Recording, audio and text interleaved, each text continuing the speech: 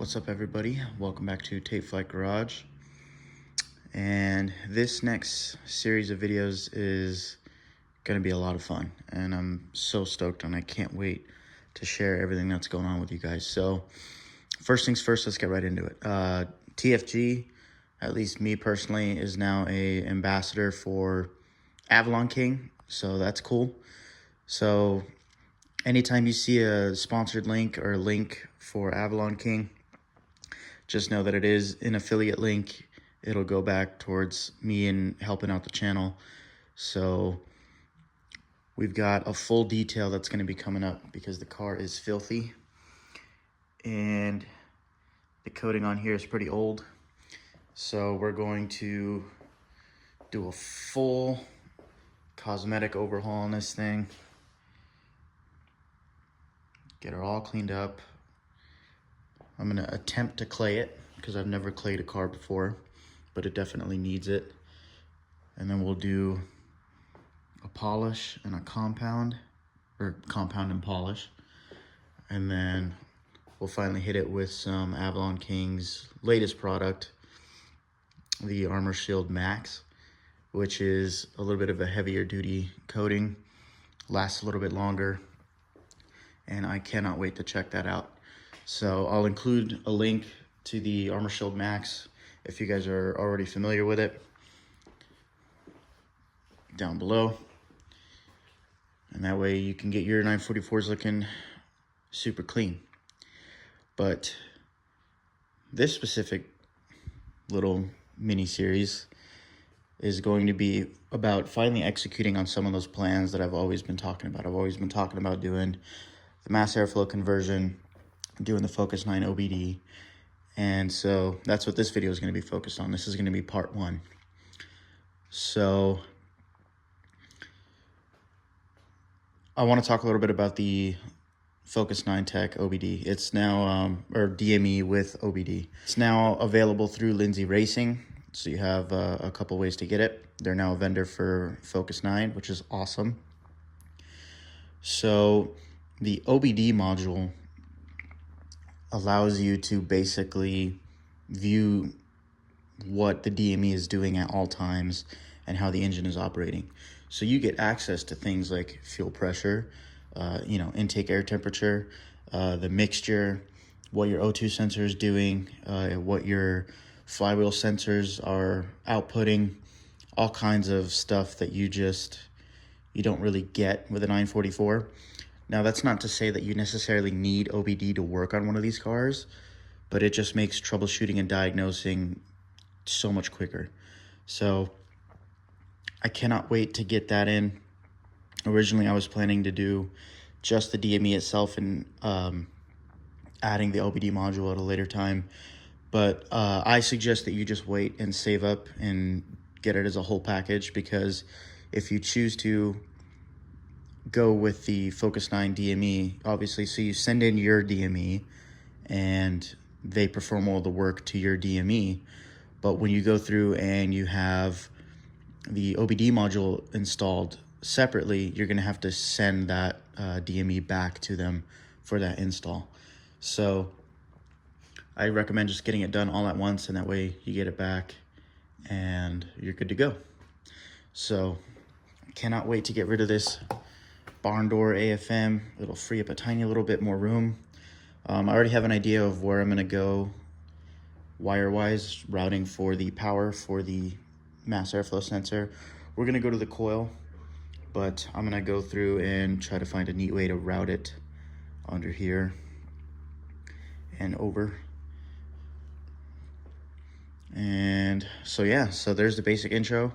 I've got some exciting other things I really want to do, such as brakes. Maybe we'll do a full set of conies.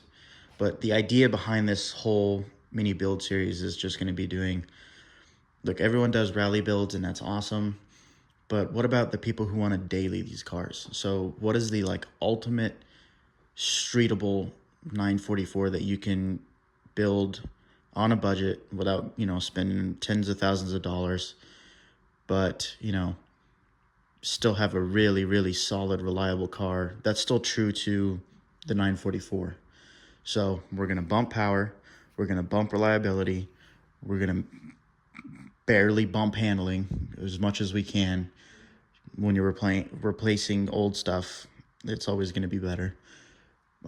Brakes for the twisties, but most importantly, just to have a solid streetable daily. So think of this as close to a 944 GTS as we can get. So we're not going to do a full engine rebuild on this thing. You know, maybe we'll throw a different cam in it. We'll see. I'm not even necessarily sure that headers are necessary. I'm still going back and forth on that. But we've got a reliable cooling system now. We've got a reliable fuel system.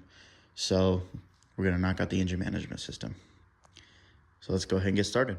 So the first thing that you should always do whenever you're working on an electrical system in a car is disconnect the battery. The reason why you want to do this is so that in case you have any electrical discharge build up from walking around or in your clothes, when you go through and you're trying to handle delicate electronics, you don't want to discharge the energy off your body into whatever you're working on. Now, in the engine bay, everything is grounded, right? So whenever you're unplugging sensors or doing things like that, whenever you're working on the engine itself, it's always grounded. That's why you don't really see sparks flying or anything like that when you're working over here. But if you leave everything connected, there's always just a possibility that you can essentially short out whatever electronics you're working on. So always a good idea to disconnect the battery. If you're doing something small, for example, like a fuel pump change, or if you're working with something in the interior, I just recommend disconnecting either the relay that controls that circuit, for example, the fans or something like that, or the fuse that controls that circuit. That way you're effectively cutting off the battery from that point, and you're isolating the system that you're working on. Okay, so the next thing we're gonna do to remove the DME is pull the floor mat out.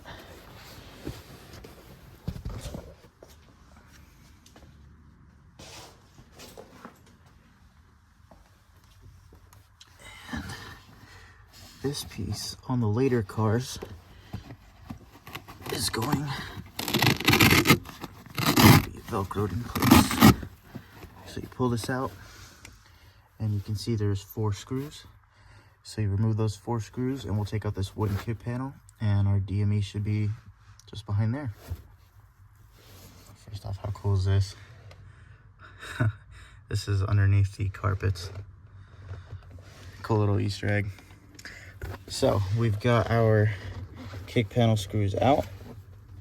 I'm gonna go ahead and do my best to move this guy out with one hand.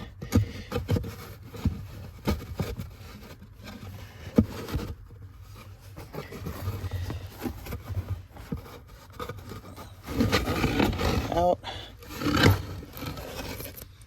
And there we go. Behind that bracket is the DME. So all we got to do is just remove this metal frame and we're good to go. Okay, a couple footnotes. So once you get out these plastic screws, which are a flathead, and these 2 Phillips on the bottom, you can remove the whole assembly from the car. To disconnect the DME, you're going to push this tab down and push up on the connector, and that should pop it loose. Just be delicate with it. Again, it's coming on 40 years old now. You don't want to crack that plastic connector, otherwise you're in for a tough time. Once that's out, it's 3 screws that hold in the DME. So we'll remove these real quick and we'll just take a look at the unit. Okay, so real quick, while we got everything apart, let's talk orientation and lining stuff up real fast. So the 2 shorter screws go on the left. The longer screw with the spacer goes on this right flange right here. The bracket should be, when it's in the car mounted, the triangle piece should be on the left. The center hole is where that spacer lines up with. And then just the 2 screws on the side here are where it's bolted in. And that's it. It's much easier to get to than on the early cars where it's underneath the steering column on the driver's side. So here it is, 40-year-old engine management system that's going to be completely overhauled with all brand new electronics. So I'm so stoked for that. One thing that's really important to note for you early car guys, if you're going to do a DME conversion, you're going to have to buy or source a later model DME. So the later model DMEs are specific to the airflow meters. And I believe the case for that was, I'm not necessarily sure if it was a different tune, but check the part number on your airflow meter if it's original. It should be a little bit of a different 0280 number. There's a specific number that will distinguish between the early and the late model airflow meters. You can run a late model DME with a late model airflow meter. You cannot run an early model DME with an early airflow meter. So just one thing to keep in mind. Now, the good news is that you don't necessarily have to go out and spend $400 or $500 on a DME just to spend even more money to have it converted, because F9 Tech only uses a limited number of parts from the originals, such as the connector. I believe they use the injector driver and the flywheel sensor chip, and that's about it. Everything else is completely brand new. So if you have a bad DME, or if you source a cheap, bad one, you can do that conversion for your early cars, and then you should be able to run this setup. So that's where we're going to leave this episode off at. I need to get this mailed out, and once everything shows up from Lindsay, the first thing I'm going to do before I change anything out is just immediately plug in that DME just real fast and crank the car over and make sure that it runs fine without changing the airflow meter. Once I know that it does that, I'll pull that DME back out and we'll move forward with the mass airflow conversion. So thanks for watching, you guys. Stay tuned, and I'll see you in the next one. What was this? I just had to show you this real fast. This seems to be a quality control inspection sticker that was just kind of hanging out back there. So cool.